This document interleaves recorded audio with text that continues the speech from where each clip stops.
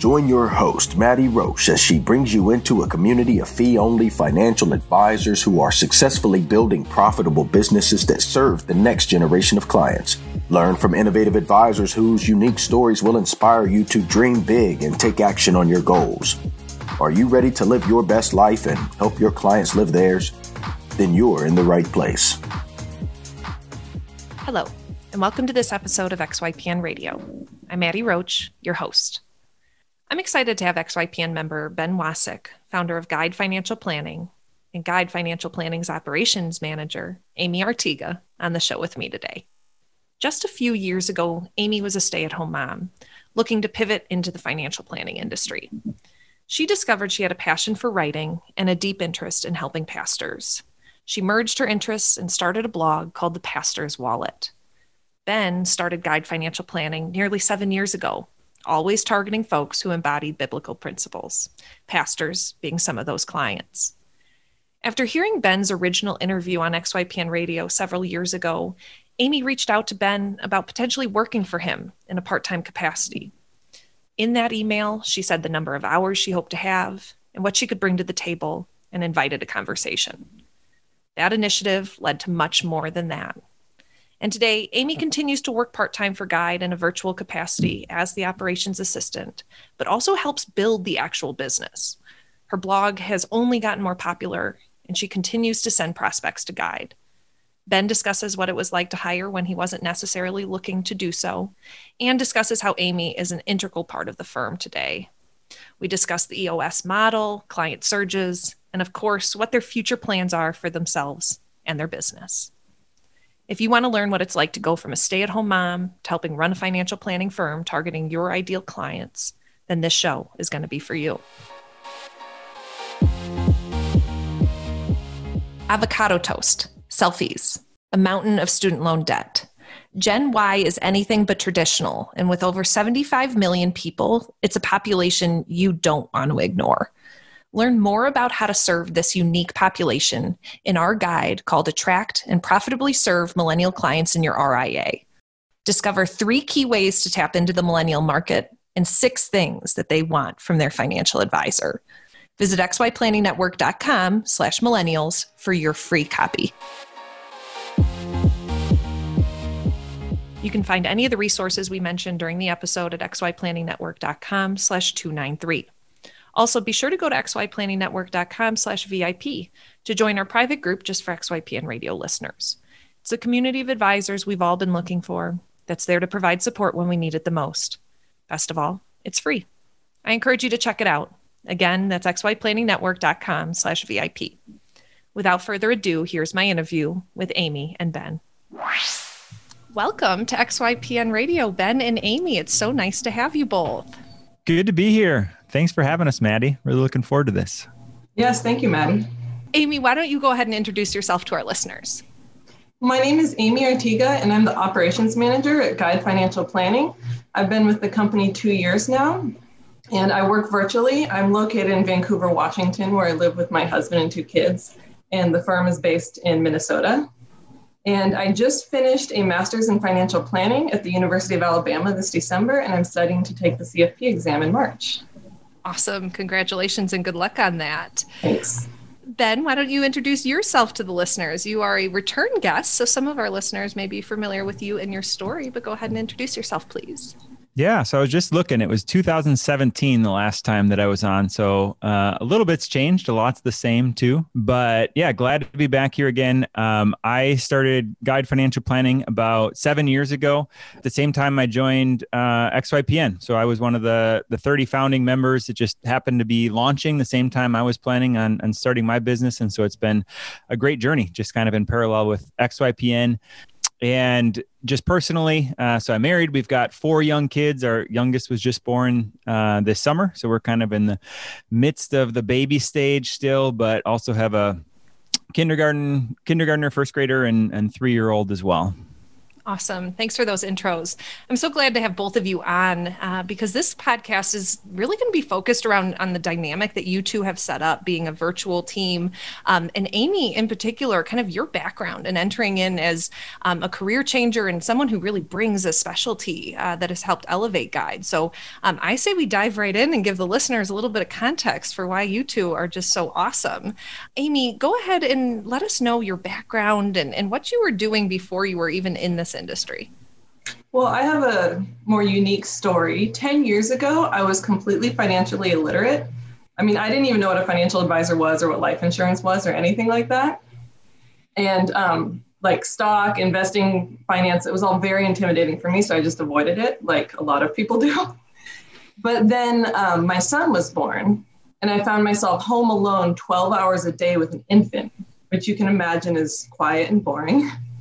So I started listening to Dave Ramsey on the radio just so I could have another voice, something to listen to. And I started learning about finance. And I found myself thinking, this is really important stuff. More people need to know about this because it is. So I started learning more about finance. And I had small children, and kids take a lot of time and energy, but they don't take a lot of brain power. And so I started discovering that it wasn't going to be enough for me to just be a stay-at-home mom with the kids. I wanted to be able to use my brain too. And so I started researching different careers, different opportunities. And that's kind of between listening to Dave Ramsey and deciding I wanted a little bit more to use my brain. I came across financial planning and discovered there's a whole profession of people who help people with money. And I thought it was really awesome and I was interested in it. And right around that same time, I discovered XY Planning Network. And a couple of weeks later, you started your podcast. So I started listening to the podcast. I was one of the first listeners. And having little kids, I didn't really have time for much to start learning and pursuing a career, but I could listen to podcasts, especially when I was making dinner, mowing the lawn, things like that. So my introduction to the industry was actually through XY, which is why I thought it would be a great opportunity, because the three things I was looking for in a career were that something would be intellectually challenging, something where I could help people, and something that would be flexible so I could keep my family first. And because of you guys, I believed financial planning could fit all those things.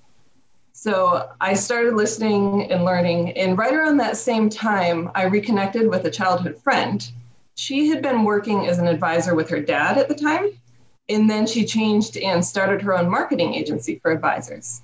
So when she heard that I was interested in becoming a financial planner, she asked me if I could write. And at that point, for the last 5 years, I had only written grocery lists. I hadn't done any writing, but she gave me a chance. So I started doing ghostwriting for her. And I did that for 5 years. So it would be during nap times in preschool, I'd do writing for her. It was a great learning opportunity because I didn't really know a lot. So I had to do a lot of research. One of my first articles I wrote about was the three different kinds of ERISA fiduciaries, like the 316 fiduciary, that kind of stuff. So I had to do a lot of research and I learned a lot doing that. And I also really developed my writing skills. So about a year after I started doing that, it occurred to me, these financial advisors, my writing's good enough for them and their rich clients. I should be able to use it to help normal people too. So I decided to start my own blog. Awesome, Amy. That is such an impressive background that you have. I'd love for you to explain a little bit about your blog to our listeners and what topic and niche you kind of focused on. Well, I do have a niche because I had been faithfully listening to the XY Planning Network. So when I started my blog, originally I was planning on starting my own company because I didn't think I could find someone where I could work only during school hours and be able to work around my family schedule. So I figured I'd have to start my own company. And blogging is a long-term marketing plan, but at the time I had lots of time. It was going to be several years before I could even start pursuing the education and stuff to become a planner. So I figured it was a perfect fit. So I decided I needed to choose a niche, like you guys always say. And so I started thinking through things. And one I thought of was pastors, because I used to work at my church and a lot of my friends are pastors, and I know they have unique issues. But pastors don't make a lot of money. So I figured you couldn't start a business and run a business working with them. So I passed that from my mind. And I thought of other things like business owners. My dad was a business owner and he really needed help, things like that. But then after a while, the pastor thought just stuck in my mind and I couldn't get rid of it. So I decided that was the one. So in September 2016, I started writing a blog for pastors. And I wrote every Monday.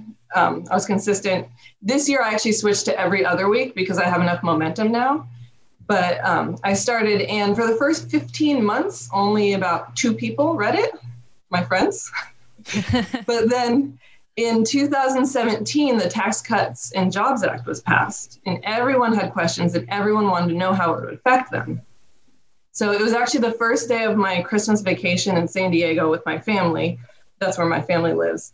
And that's when they passed it. So I spent the whole first day studying and researching and writing. And I felt really guilty about ignoring my kids and neglecting my family, but it really paid off. That day alone, I had over 1,000 users visit my blog just from that one article. And that put me on the map for SEO. And it showed Google that I existed. And ever since, it's just been picking up momentum. And I just checked some stats this morning. And over the right now I have almost 2,000 subscribers. So now I have to pay for MailChimp. And I had 157 people just in the last 30 days subscribe to my newsletter. And over the last month, I had 11,600 users and 22,800 page views. And 86% of the people that come are new users. So it's a lot of SEO. Wow, Amy, impressive. It's amazing what a stay-at-home mom can do when she sets her mind to it. Totally. And I am interested only because even before my days at XY, I tried to write my own blog, and I did for a while, and I had it on WordPress. What did you use? What was your platform as you built it out? I use WordPress. Wow.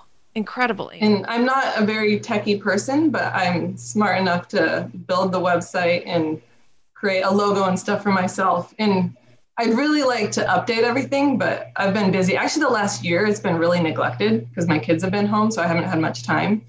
But because of everything I've done since 2016, I have so much momentum that it's been building and growing even more, even though I haven't really done very much with it. Awesome. Impressive. Ben, you're on for a reason. I'd love to know how you fit into all of this. Yeah, absolutely. So yeah, not only did Amy's blog have a ton of success just from multiple users, but it is also actually what connected her with me. So as Amy mentioned, she's been listening to XYPN radio and was part of the Facebook group, and I have been as well. And she, I don't remember what the exact post was, but she made some kind of comment and just referenced that she has her own blog. And I remember clicking on it and finding, wow, this is a blog, kind of a personal finance blog for pastors. And at that time, I don't have a specific niche of only going after pastors, but already at that point, I had about 5 clients who were pastors, and I just found that there wasn't a lot of information available out there, just to really learn the ins and outs of the housing allowance and how that works, and just some of the other unique planning opportunities for pastors. And so when I found Amy's blog, I was just, super excited about that. And so immediately, wrote her a message on Facebook and just said, more than anything, just wanted to encourage her and say, wow, this is so cool that you're doing this, and learning a little bit more about how she got into that. And so it was just a pretty short conversation, on that. But then a few months after that, I reached out to her and I was just wanting to do a blog post on my own blog, specifically, just kind of main financial planning topics for pastors, because I was, working with some pastors. And so she, wrote a blog post for me, kind of a ghostwriter that I posted then on my blog. And so that was the beginning of, kind of getting to know Amy and how I fit into that. Awesome. And we'll talk about the dynamics of your working relationship. But Amy, I want to go back to you and ask, was your goal with the blog to make money and to become a financial advisor? Yes, my initial goal was that it would be a marketing tool for a future business I would have. And so that was the goal. Like, I don't have ads and things like that because I find them incredibly annoying. And I didn't want the blog itself to be a business. It was more marketing for a future business was the plan. Awesome. But go ahead. Instead, it hooked me up with my dream job. So I don't have to start my own business now. Yay. Like Ben said, in 2017, we connected, and we even spoke on the phone because he wanted to know what I was doing, my plans and stuff. And then a year later, I had some time clear up in my schedule, and I emailed him out of the blue. We hadn't communicated in a year. And I just said, hey, I've got 10 hours a week. I'd love to come learn from you and work with you. And I only want to work while my kids are in school. What do you think? And here we are now. Oh, I love that initiative that you asked for exactly what you wanted and what you needed at the time. What allowed you to be so open about that and to think flexibly about what you could, how you could fit into this industry? Honestly, from listening to XY and hearing about people with the lifestyle practices and how people would work around their schedules and things like that, I thought it was possible. And I reached out to him because I thought, what's the worst thing that happens? He says, no, I've never met the guy. He's on the other side of the country. It doesn't really matter. But I had researched all the advisors and the planning firms in my area, and nothing really interested me. You know, they're all basically the same. And I was kind of nervous about the idea of trying to work and learn virtually, but I figured it was worth the chance because after listening to his XY interview on the radio, on XY radio here, I thought we probably had very similar values, so it was worth a chance. Awesome. And Ben, when you got that message from Amy, what were your first thoughts? Yeah, I wasn't immediately looking to hire at that point, but I was, starting to push up against my capacity. I felt like actually my dad has been working with me for about the last 3 years. So he'd been working with me about a year, but that was only more like 5 to 10 hours a week. And, as Amy mentioned, I think there is something, we didn't have core values for our company written at that time. Now we do, but it did seem like she would just fit well with the culture as far as what I was looking for. And so I think there was just like a mutual interest from that standpoint. Also, as I mentioned before, we do work with a number of pastors, and I knew that she had expertise in that area. So I thought there was just a fit from that standpoint, from a technical kind of knowledge standpoint. And so yeah, one of my concerns was my understanding when she first reached out was that she might, only want to work with me until the summer when her kids would, essentially be out of school, and that would kind of be the end. So it was a short-term thing. And so I felt like, at 10 hours a week for only a few months, like by the time I really got her trained to do anything, she'd be gone. And so didn't feel good about that. And so really we came up with an agreement that, her plan was to take the CFP exam about 2 years from then. And so we said, well, what if you just stayed on 10 hours a week for the next 2 years? I feel like I could, commit to using that help. I can get you trained and doing the things that I want. I feel like you could really bring value to Guide Financial Planning. And I feel like, you would have a great experience and just have an opportunity to learn a lot in this role as well. And so really then it was just, working out the numbers and saying, do I have the revenue, to be able to support this? And I determined, again, at 10 hours a week, and it actually was kind of a plus to me in some ways that, she wouldn't want to work during the summer at that point because I didn't have that much revenue. And so it was like, okay, I don't have to pay her during these months of the year. And also I like to take a little bit more time off during the summers as well. And so that was actually in some ways a selling point at that point for me as well. Yeah. I appreciate you bringing up that point about kind of consistency, that hiring someone that you're only going to have for 6 months is really hard to make it justified in terms of the amount of training and things that go into it. Amy, can you talk a little bit about the structure of you and Ben's work relationship? Of course, you are virtual to Guide Financial, isn't that right? Yes, we are virtual, and we actually never met in person until we'd worked together for a full year. Wow. So we met last February for the first time in person. So that's interesting to do it that way, but it's worked out much better than I expected. It hasn't been that hard. We use a lot of technology, email, Slack, and stuff to communicate. And then for training, when he wants to show me things, you can just share your screen, do things like that. And so I think communication is the biggest key to be able to work virtually. Definitely, I agree with that. XYPN started as a virtual team, then we moved to in-person, and now we're back to being virtual. And it is not always an easy transition to get all the systems and everything working and supporting you. Ben, how have you been able to leverage Amy's experience with Guide? Yeah, so I think, one of the things also initially that was attractive about hiring Amy was that she did have strong writing skills. I could see that demonstrated right by her blog. And so that was, she's been faithfully every single week, every Monday, as she mentioned, putting out a new blog post, 52 a year. It's really impressive. And so I think that I knew that she was a good writer. I was writing a blog at that point. At that point, I was writing most of my own blog posts. I was also working with a friend who was writing some of my blog posts that I'd come up with an outline for. And so just knowing that Amy would be able to immediately, bring value, not only with writing blogs, but even a bigger thing is that I had been thinking probably, even 2 years before Amy started working with me that I wanted to redo my website at some point and make some significant upgrades there. And so I just felt like that was something that I knew that she'd be able to help with. And so last year we actually were Wacek Financial Planning up until I guess it's been just over a year. So January 1st of 2020 is when we rebranded as Guide Financial Planning. Part of that was just because our team was growing and wanted to be more inclusive, feel like there was more ownership maybe about for others who are working there as well.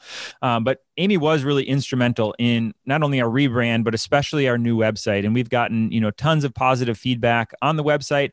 And I think, one of the big reasons for that is because, if it wasn't for Amy, I probably would have, outsourced that to somebody else who's a better writer than I am to come up with that copy, and just from a timing standpoint as well. But I think what Amy had was a blend of, being a really good writer, but also then working with me for a year. She really understood the culture and the way that I communicate and what I was wanting to do.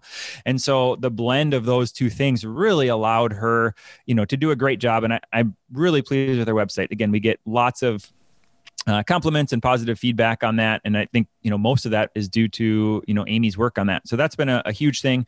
I think also just with, the clients that we have who are pastors, there are just a lot of unique kind of strategies and planning ideas that come up. And Amy, just to be able to bounce those ideas off of Amy, and she has a network of people also that she's developed that she can go to, and neither of us know, an answer to those types of questions. And so I think that that's been a huge thing also.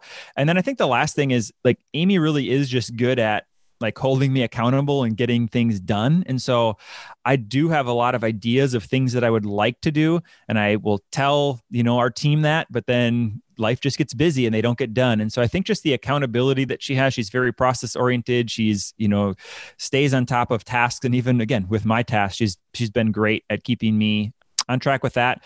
And then I guess just one very last thing. One thing that's really impressed me with Amy, and I've told her this many times, is just the mindset that she brings to work. I tell her that I think she thinks like a business owner. And so it's not just telling her, okay, this is a task that needs to be done, and she does it. Like there is a great place for people like that who are just getting things done and then moving on to the next thing. But Amy has just brought something where I'll tell her to do something and she'll do it, but then she'll also say, hey, have you thought about, doing it a little bit differently this way? Or could we take things a bit further and try this? And that's, so valuable to have in a team member, because I think it makes our company better. It makes me better and our company better, and our clients are better served because of that. Totally. That's a huge compliment too. And I know that really takes professional experience and acumen to develop that understanding of how a business works and how these different things can impact it. Amy, what is the rhythm that you and Ben keep on a daily or weekly basis with each other? We have weekly team meetings every Monday morning where the whole team gets together. And it's not just business. We talk about our high and our low from the week so that we can build that camaraderie, because we aren't together in person. So that really helps. And then we have quarterly reviews. We kind of follow the EOS system. And then every year we have an annual review that's longer, where we think more in the future, what you want to do. And then if there's anything where I have questions or we need to discuss things, then we'll just schedule a meeting during the week. So often I'll keep a running list of things I need to discuss with him. And then when it's long enough to justify a meeting, I'll schedule one and then get all his feedback. Wonderful. And the EOS model is the Entrepreneurial Operating System by Gino Wickman. Ben, I'd be interested in hearing a bit about your experience implementing the EOS model with your business. Yeah. So I'd say we're in the early phases. I think more than anything, we're using it for just that rhythm that we follow. And so those weekly team meetings, we do set quarterly rocks. We started doing that, I think, right around the time that Amy joined. And I feel like that's been more than anything one of the more helpful things. Before I was trying to set annual goals, but it's like by 5 months into the year, so many things had changed that it's like, okay, this isn't really a focus anymore. And so there's something about that kind of 3-month period that it's long enough that you can get a lot done, but short enough that, things don't slip your mind and life hasn't changed too much. And so, we have kind of team quarterly rocks that we're trying to do, but then each of us as individuals, we talk about, well, how do what we're doing fit into that, so that we each have individual quarterly rocks then as well. And so that's been a super, valuable piece as well. And so again, just that rhythm of doing that. And then, quarterly review meetings with each of our team members. I don't know. I think I didn't have any management experience before hiring. I had an intern a few years before I hired my dad, and then now Amy. And so I think just having a quarterly check-in where I'm, basically telling them, these are things you're doing really well. These are some ways we can improve. What, how did you do on your rocks from last quarter? What are our rocks for next quarter? Just having that rhythm, I think, helps me to manage well, I think. I mean, I like to think that I'm a decent manager at least. And more than anything, it is just, again, communicating, trying to stay on top of things and trying to, provide opportunities for each person that's working for us. Totally. Amy, how have you enjoyed the EOS model? I really enjoy it. It's funny. People complain about meetings and stuff at work. And maybe because I work from home, and especially nowadays, I don't go out much. I was like, I look forward to our team meetings. That's sometimes the highlight of my week. And so I really enjoy it. And like Ben was saying, checking in quarterly, it's just great to make sure you're on track and, make sure you're on the same page and you're doing what you need to do and you have the same goals and stuff. So I've really enjoyed it.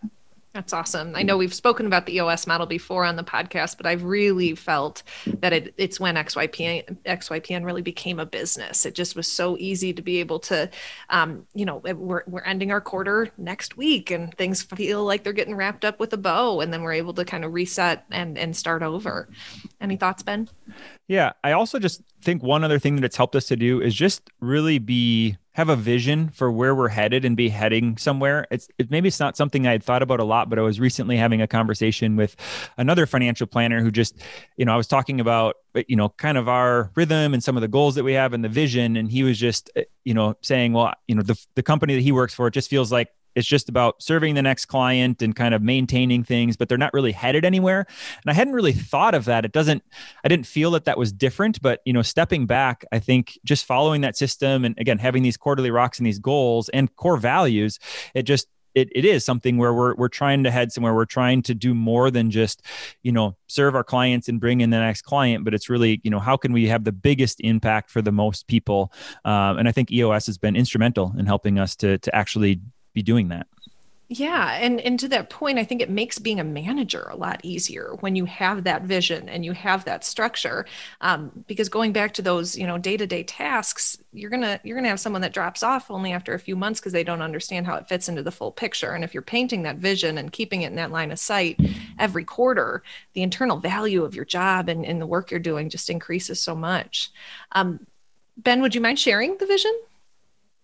Yeah, absolutely. I mean, just looking out big picture of vision. So we do want to impact more people. So that is one of our goals. I know, originally when I was starting my company, I thought maybe it will just be me and I'll serve a few people or serve, 60 or 70 people. And it's interesting. We're actually at that number now. We ended the year with 70 ongoing clients that we're serving. Awesome. But I just quickly saw when I started my business, like there's a big need for the services that we're providing. And so one of the topics we talk a lot about our clients with is this idea of stewardship. And, I think that I have a job as the leader of this company right now, and our team members too, of like stewarding this company well also. I don't actually believe that I own the company. I believe that God owns the company and I'm to steward it and to continue to use it, just to do good in the world. And so I feel like one of the things, for me is figuring how can we continue to, reach more people. And so part of that is bringing on, more team members who can help me to serve our existing clients, serve future clients. But we've also just talked about, how can we, even reach a broader range of people who maybe, don't have very much money to invest right now and maybe wouldn't be an ideal client for most financial planners, but they could be for us. And so we've, a few things we've implemented this, recently is we started to do like a Q&A session that we, post on our blog. We've tried to do that quarterly where we just say, come and ask your questions. And so we've done 3 of those now, I believe. And we haven't had a great turnout for them, but I think it's just, again, trying things of like, how can we be more accessible to a wider range of people? I also did start a podcast with Zach Ashburn, who's another XYPN member, where we have a weekly podcast. And that's just, again, fits into that vision of trying to reach more people. And then it's something we're still trying to figure out and, would love to move towards is trying to leverage instead of the, one-to-one, how can we start to do a combination of maybe one-to-one and one-to-many? And so maybe, throughout the year, if people go through a couple of modules throughout the year and complete some, homework with that, then once per year, they could meet with a financial planner, whether that's me or somebody else on the team, to kind of walk through those different modules that they've completed. And maybe it's just, an hour once per year, but they've done the legwork on their own. But we could do it at a much lower price point. I mean, right now, our minimum fee for a client is $100 a month. Like, is there a way we could get that down to $50 a month for some of those clients by really leveraging technology and doing a mix of that one-to-one and one-to-many, kind of model?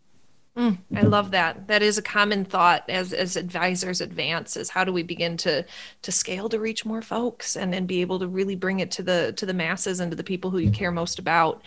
Amy, I'm interested, you have a really niched topic that you blog on. I'm interested in how that folded into Guide and how that may or may not have changed kind of the niche that Guide serves generally. Well, like Ben said, he was serving pastors, so that's what made him interested in my blog in the first place. And so I've been able to help out with some of our pastor clients and some of their issues, because it is very unique, the issues. Guide hasn't completely adopted the pastor focus. And so they are two separate things, but I have been able to help a lot there. And the guide, who we're trying to serve, which is Christians and stuff, not just who want to make money, but want to really steward their finances in a biblical manner. Pastors fit into that. And so I've actually referred a lot of people from my blog to Guide. And I have people emailing me questions all the time. And sometimes they ask about financial advisors. And then sometimes they just have really complicated questions. And I tell them, you need to talk to a professional. You shouldn't be talking to a blogger. And then I've had Ben write a guest post. And so he's linked a couple times. So I just checked before we came. And so far this year, there have been 17 people who have visited the Guide website from my blog of Pastor's Wallet. And so, the blog and the firm aren't completely the same thing. It's we're still going in the same direction, and it's complementary. Wonderful. And Ben, I must ask, you really see this as a compliment, not at all a threat to, your future client base if Amy were to ever break out on her own? Absolutely. I mean, my mindset is all of our team members, I want them to feel the freedom if something is ever a better fit at some point, that they should go do that. I think it's how can we serve the most people and do that well. And I think sometimes there could be a reason for that. My hope is that Amy is a lifelong Guide Financial Planning member, but I think that her blog is doing, great work just in the world for pastors where, I was just talking with a pastor last week who is, thinking about potentially a career in financial planning. And for the same reason, he just feels like there's not enough people who are bringing financial advice to pastors. There are, so many pastors, again, who have a good intent behind managing money, but they just don't have the skills or the time or the resources or the desire to really learn the ins and outs of it. And it is complicated. Like their situation is more complicated than the normal person because of some of the unique, again, tax planning strategies that are available only to, ministers and those who, qualify for the housing allowance or, Social Security is another, opportunity that's unique to pastors where they have the opportunity to potentially opt out of paying Social Security taxes. And so, different things like that are niche to them. And there's just nobody that's an expert that they can really go to talk to about that. Amy, what is your long-term goal with the Pastor's Wallet? Well, with Pastor's Wallet, it's hard because there's so many opportunities and so many things I could do, and I have no time to do them at all right now. But I wrote a book and published a book last year on the housing allowance for pastors, which it was actually inspired by Ben, because when we first talked about me working for him, he said one of the things he would want me to do is to develop a free download for the website. And I had been thinking I needed to update the one I had on the blog for about 2 years, but I don't have accountability. So after that, I was like, oh, great, this guy has a whole business to run and he's doing this. I need to do it. So I sat down to write one and it turned into a book. So, but there are actually 2 more books that I want to write that are in my head. I just haven't had the time for pastors.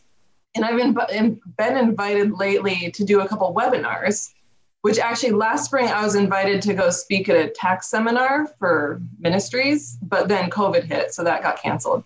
So I think I'm going to have a broader reach in doing that, like as an expert, speaking, teaching. And I also want to use it as a referral source for Guide Financial Planning, because I don't plan on going out on my own. I plan on being a lifer. And I mean, you hear Ben talking, you can see why. Why would I want to leave and go reinvent the wheel when we have such a great wheel? So that's for Pastor's Wallet, and maybe like do online courses, just trying to figure out the best way to reach people with the knowledge that they need, because most people don't have it. And there's not a lot online for people. I get emails from people who say, I've been in the ministry for 15 years trying to figure this out, and I learned more in 5 minutes on your website than I have in 15 years. And so that's what motivates me. Awesome. I want to pivot just a bit.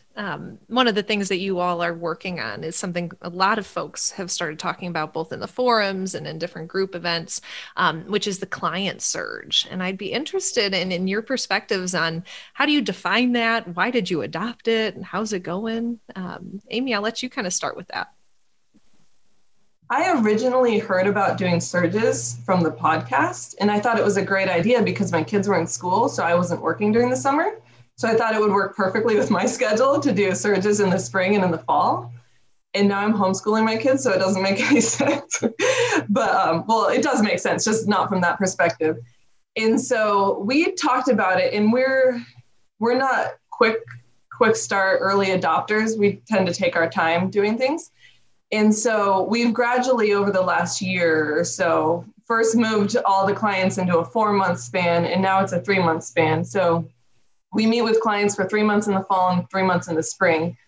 And I know some of the people you hear talking about surges work 60 hours a week for 4 weeks, but we really don't see a need for that. But it's really nice to have all the clients meeting at the same time so we can talk about the same topics and have some consistency over what we cover and make sure things aren't falling through the cracks. Ben, you'd been running the business for 7-some years. What made you pivot to considering the client surge? Yeah, I think it is just hearing from a number of other people that they were doing it, and it's something I had never considered before. But then hearing about it, one of those things was just the idea. I've got, again, 4 young kids, and wanting to, summers are when they have off, and so wanting to spend more time with them. And so that was just a natural thing of, wow, if I didn't have to work as much during the summer, and I think it can get played as like, oh, you just work 6 months out of the year and you take off 6 months out of the year. Like, that's not true, but I think it is true that the idea of working less during those months. And also I think just my brain, I'm not maybe a great multitasker and doing multiple things. And so the idea of I can have these, periods where I'm focused more on client review meetings, but then those other months, I really can have a specific goal. Like we have those quarterly rocks and say, okay, I'm really going to tackle this project. And I know that have more time to tackle a specific project because I'm not meeting with clients regularly during that time. So that was another, really appealing thing. And I think that really worked out. I mean, last summer was, the first time that we kind of bared some of the fruits of, bunching more of those meetings together last spring and not doing many meetings last summer. We had our a child in June. And so it was just being able to work a little bit less, but then there was also just some books that I wanted to be reading during that time, some different topics that I wanted to be, thinking about as far as our business goes. And I really, had those as quarterly rocks, during the last summer, and I accomplished them. And I think that having that kind of surge meeting schedule is part of what allowed us to do that as well. I love that flexibility you've given yourself to let your firm evolve a bit to the needs of both you, your family, Amy, and others on your team. Amy, you you recently participated in XYPN's Build program, which is really intended for advisors who are in that building stage of their business, right around 50 to 70 clients. I'd be interested in your experience kind of working with other advisors at that stage as not the firm owner, but as a teammate that supports the firm. It's funny because I studied business. I have a degree in business. And ever since then, I was really interested in business and I wanted to build a business. It wasn't necessarily that I wanted to be the owner, but I wanted to build a business. And so Ben gives me the chance to build the business without having to do all the hard work of starting it. And so when he asked me if I wanted to do the build, I got excited because I really do enjoy that kind of stuff. I've been helping out with a lot of the business side of things like marketing and even compliance and that. So it was really great to do Build. It was 2 days, all day long on Zoom, which is a little hard on the eyes, but it's great to be able to really connect with people because even through Zoom, you can connect with people and just learn about all the different areas where we can improve the business. We have a good enough relationship where I can do something like that and get all kinds of ideas. And then I bring them back to Ben. I'm like, oh, we should do this. We should do that.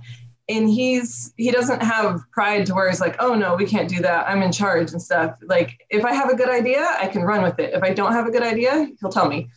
And so it was kind of awkward at first because everyone else was an advisor. And I'm like, I'm still in school because I was still in school at the time. I haven't taken the exam or anything. So there were a few things where it didn't apply to me completely, but most of it was great because I can apply it to our business, even though I'm not the one making all the final decisions. Mm. What an important thing you said, that you can still help build a business. You don't have to be the owner of it. There's so much to that. And I think as advisors continue to invite more folks into their firm, if they take that attitude, you end up with teammates like you, Amy, that are willing and able to say, I have real buy-in to this company and the success of it. And it's not all about just being the only person that works and moves the needle forward. Amy, your pivot over the past several years is really, really impressive. And I'd love for you to speak directly to any career changers or even just stay-at-home moms that are listening to this podcast right now. Your ability to kind of vision your future has brought you to a really incredible place. So I'm wondering, any tips of advice? Well, first of all, I would tell moms, you don't have to sacrifice your kids to have a career. You might not be able to do everything you want to, and it might take longer, but you can still have a fulfilling career and put your kids first. You don't have to sacrifice your family in order to have a career. And I learned that, like listening to XY radio, that kind of showed me that it was a possibility. But then also sometimes you just kind of have to create your own pathway forward. Because if you look, the traditional pathway would be go work full-time somewhere, that kind of stuff. But I didn't want to do that, and I wasn't willing to. And probably I was old enough and mature enough to realize I didn't have to. I would imagine if I were in my early 20s, it would never occur to me that I could just create my own path forward and do it my own way. But I would tell moms it's totally doable. And I think that as the way XY talks about financial planning and the kind of business you can set up, I think as more people hear that, you'll have a lot more women coming into the industry because it's a very appealing thing. Because I know a lot of women who would like to work, but they don't want to work full time. And they want to do, they want to help people. You see women in the helping professions like teaching and social workers. And women tend to avoid finance because you see it as like this high pressure sales, wear a suit 60 hours a day. And I know I would never want to do that. But when you can see it as something you can do part-time where you really help people and make a difference, I think women will come flocking to the industry once that message is out there more. And also for career changers, I would say, well, anyone getting into the career, a lot of people think you have to, go to school, get your CFP, get a bunch of experience, and then you can try to develop yourself as an individual and figure out like who you want to serve, things like that. But I did it backwards. I actually became a specialist before I even became an advisor. So I would encourage people to figure out who you are and what you want to do and be public about that. And that's how I ended up working with Ben, because I had already established who I was and what I wanted to do, and that matched up. I know a guy on LinkedIn, and he's always sending out stuff about faith-based investing. And so when I think of faith-based investing, that's who I think of. So you don't have to start a blog and do everything I did. Even if you just really focus and you're really gung-ho about one thing, that will resonate with people, and that's who they'll think of you as the person who does that. And then when a firm owner that has the same vision sees that, they'll be like, oh, I want that person on my team. So I would encourage people to kind of develop a professional identity, even if you haven't developed yourself as a professional yet.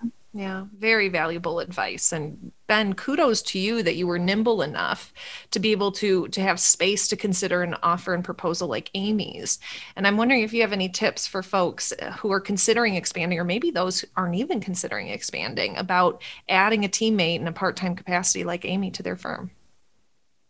Yeah, I think that, one of the things that like Amy just talked about is, the clearer that you can be on who you serve, and not only who you serve, but what is your culture? What do you believe? What what are you all about? It's going to attract a certain type of person. If I would have been more of a generalist, like I wouldn't have found Amy. And actually, we've now, we actually had an intern, Maria, just this past fall, who found us. She actually met us at the Kingdom Advisors Conference, which is the time in last February when our whole team got together, and she happened to sit at our breakfast table one morning, and we talked with her, and she was, didn't hear from her then. I mean, didn't really remember that conversation, but didn't hear from her for probably 4 months or something like that. And then she reached out and said, "Hey, I'm looking for an internship. I just finished college." She was going to Liberty University, and I am studying for my CFP exams. I start as a CPA, a job in January, but I have this 4-month period where I'm studying for the exam, and was just, really blown away by what you guys do for clients. And you guys really stood out to me. I've been thinking about that. I've been thinking about getting into financial planning as a result of that conversation. And so, again, that's another example of it attracted her to us. And I just think, the more team members that we've had, just the more fun it's become too. I did okay when it was just me, but I think just each team member that we've added has just added another level of, just kind of enjoyment and joy and fun with the team. And so, I going back to when I started my business, I thought that I might just be a solo, advisor and just, kind of serve a smaller book of clients, but it really has been so much fun to add people that it's made me want to even look to say how can we bring even more opportunity for other people who fit our culture and are looking for what we're doing to join our team. And there might be a point down the road where we have to put together a job application to find a certain role. But, to this point, it really has been just people, at the right time. And maybe sometimes it's a little bit early or a little bit late, but we've really built a great team, I feel like, just by being really clear about what we do and how we do it and what our culture is. Well said. And it sounds like the abundance mentality at its finest, Ben. Absolutely. Yeah. As we round out this podcast, I'd be interested in what one question kind of changed the way you approach your clients, or what was your aha moment that kind of changed the way you work? Ben, I'll let you go first.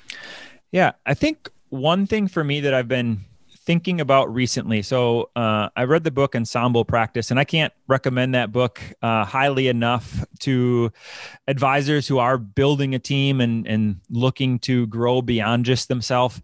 Daniel Hanush is the biggest fan of that book. I think he's in my mastermind group, and he was the one who got me connected with it.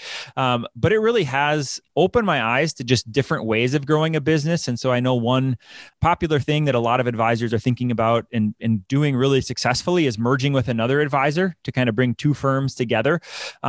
And I'd be open, to that idea, and have had different conversations at different times. But the more that I think about it, so that's one way that the book talks about growing into an ensemble practice, is bringing two companies together and merging. But the other way that it talks about, and there's a lot of pros to this, is just developing people within your team and developing them where they can become partners and help lead the business. And to me, that has been a really fun way to do it up to this point. And again, having Amy start with me 2 years ago, and in a lot of ways, like I do feel like, she doesn't have ownership in the business at this point, but I do feel like in a lot of ways, I get a lot of the benefits of working with another business partner, business owner, talking with Amy, because she does, think through like, how can we do what we're doing better and reach more people and really fulfill the mission that we feel like we have as a business. And so that was, I think, just an affirming, thing to me of like, wow, that's a really good way to grow a business, is to bring people in, train them, and help them, to give them opportunities. But then I think that's a really important piece too, is to continue to give that opportunity, and down the road, giving them ownership opportunity, even in the business too. There's so many planners who have that vision, but then it becomes time to say, okay, now buy-in is all there and they're going to come on as owners. And then I think that's where things get difficult, because then they are maxed out in their position and there's no more opportunity for them. So that's something that, is on the plan for down the road too, is to bring partners and offer ownership to people who are working with me as well. Awesome. Incredible, Ben. Amy, any thoughts on your part? Well, for me, one thing that changed my plans, because I had been initially planning on starting my own business and everything, but then I did an MBA, and our capstone project was a big business simulation where we had to work in a team of 4 people. And that reminded me how much I enjoy working in a team, because I had been on my own for a long time. And I was like, wow, I loved it. Like, this is so much better than being on your own. And then right around the same time, there was an XY member. I live in the state of Washington, and she's in the state of Washington. She was having issues with the state regulators, a lot of issues. And so I was following her saga on the Facebook group. And between those two things, I was like, I don't think I want to start my own business. I'd rather go join someone and not have to register in Washington and be a part of a team. And so that's when I emailed Ben and said, hey, I joined you. I love it.